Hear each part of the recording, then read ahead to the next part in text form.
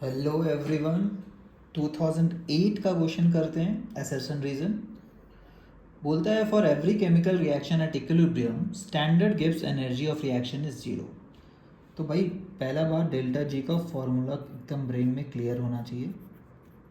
Delta G standard पे depend करता है, plus R T L N K होता है। ठीक है। अब कोई रिएक्शन अगर इक्विलिब्रियम में होता है तो फॉरवर्ड और बैकवर्ड जाने के इक्वल चांसेस होते हैं। तो स्टैंडर्ड वाला थोड़ी जीरो हो जाएगा। स्टैंडर्ड वाला तो एक स्टैंडर्ड होता है जो टेबल बना के हम लोग लिख लेते हैं, एक बार होता, एक मोल होता तो डेल्टा जी क्या होता, ये जीरो होता है। एक्चुअल रिएक्शन का डेल्टा जी जीरो होता है, स्टैंडर्ड वाला जीरो नहीं होता है। यहाँ पे बोल दिया standard gives energy of reaction is zero. नहीं भाई, फॉल्स। स्टैंडर्ड गिव्स एनर्जी का एक फिक्स्ड वैल्यू होता है, वो कैसे चेंज हो जाएगा? जब स्टैंडर्ड डिफाइन कर रहे हैं तो चेंज कैसे हो जाएगा? कभी जीरो कभी नॉन जीरो? नहीं नहीं। ठीक है।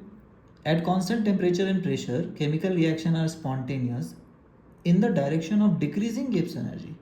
सही लग रहा है?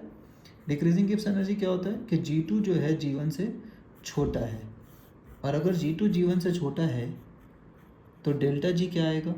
G2 माइनस जी वन होता है, और G2 माइनस जी वन क्या पे आएगा? नेगेटिव। और अगर डेल्टा जी नेगेटिव होता है तो हम लोग बोलते हैं कोई भी तरह का प्रोसेस जो है वो स्पॉन्टेनियस है, इरिस्पेक्टिव ऑफ किस टेम्परेचर प्रेशर पे हो रहा है, नहीं हो रहा है, डेल्टा जी अपने को पता है तो हम लोग बोल देते हैं कि भैया स्पॉन्टेनियस है। तो पहला फॉल्स, सेकंड इज ट्रू। तो जनरली ये पहला false second true option C में होता है, बहुत बार ऑप्शन डी में भी होता है कि first statement is false, second is true. C नहीं तो सी बहुत बार क्या हो जाता है, first is true second is false. ठीक है, तो ऑप्शन के हिसाब से आप टिक कर लीजिएगा। बस आपको पता होना चाहिए पहला फॉल्स दूसरा ट्रू वाला टिक करना है।